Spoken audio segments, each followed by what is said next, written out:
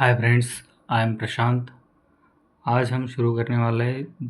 कल हमने 9 नक्षत्र देखे। आज हम शुरू करने वाले अगले नक्षत्र से मघा नक्षत्र। मघा नक्षत्र रूल्ड होता है बाय प्लैनेट केतु। तो प्लैनेट केतु से मघा नक्षत्र रूल्ड होता है। डेटी यानी कि देवत है। पित्रा पितृ यानी कि एंसिस्टर्स, हमारे एंसिस्टर्स होते हैं। तो एक्चुअल में मघा नक्षत्र में जिनका जन्म होता है उनका एक रेमेडी करना पड़ता है जिसको बोलते हैं मघा नक्षत्र शांति। क्योंकि यहाँ पर डायटी यानी कि जो दैवत है वो हमारे पितृ होते हैं, एंसिस्टर्स होते हैं। और इसी वजह से ये नक्षत्र थोड़ा प्रॉब्लमेटिक होता है। वैसे आगे हम देखेंगे थोड़ा प्रॉब्लमेटिक होता है।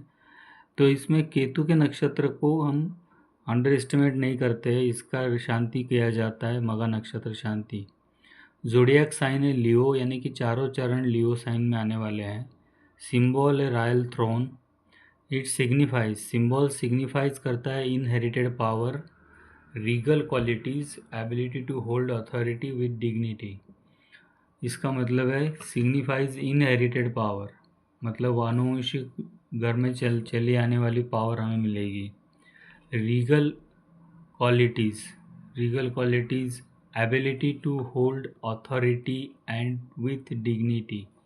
तो अथॉरिटी यानी कि किसी बड़े पोस्ट पे रहेंगे और डिग्निटी के साथ रहेंगे।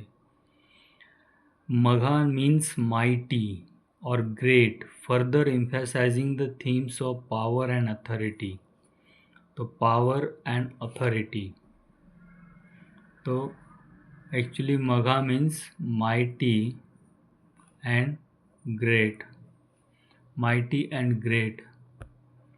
तो मघा नक्षत्र का मीनिंग, मघा वर्ड का मीनिंग है माइटी और great, and that further emphasising that there is a power and authority. तो उनके पास पावर और अथॉरिटी रहती है। Ketu is associated with detachment, spirituality and past Karma.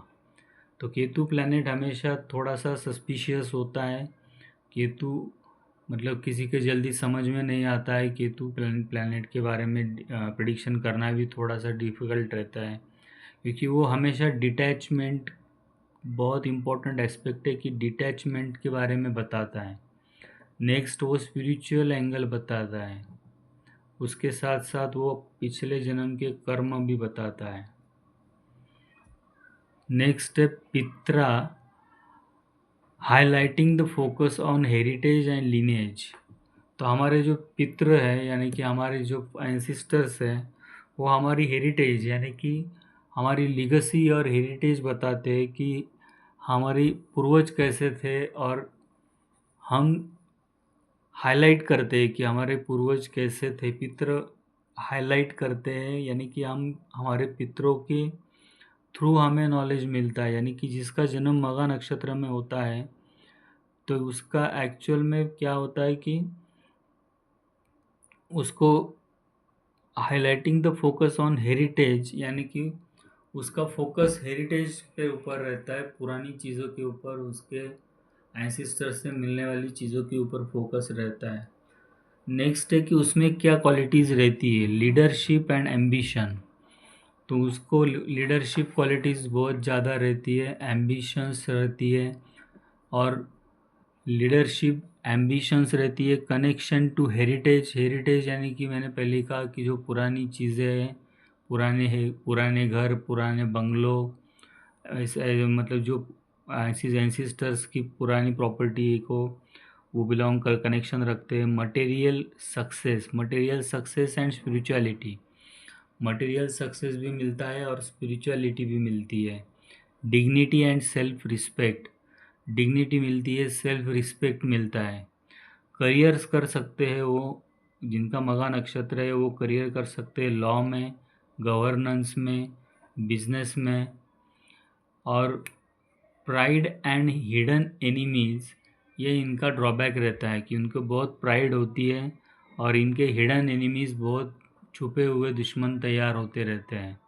मघा नक्षत्र के चरण लिखे हैं मैंने यहाँ पे, 4 चरण होते हैं और उनके नवमांशा साइन लिखे हैं, Aries, taurus, Gemini and cancer, उसके नवमांशा साइंस है। और ये चारों चरण एक ही राशि में आते हैं, दैट इज़ द सिंह राशि यानी कि लियो में, चारों चरण लियो में आते हैं। तो ये था मघा नक्षत्र। इसके बाद अगला देखेंगे हम पूर्वा फाल्गुनी।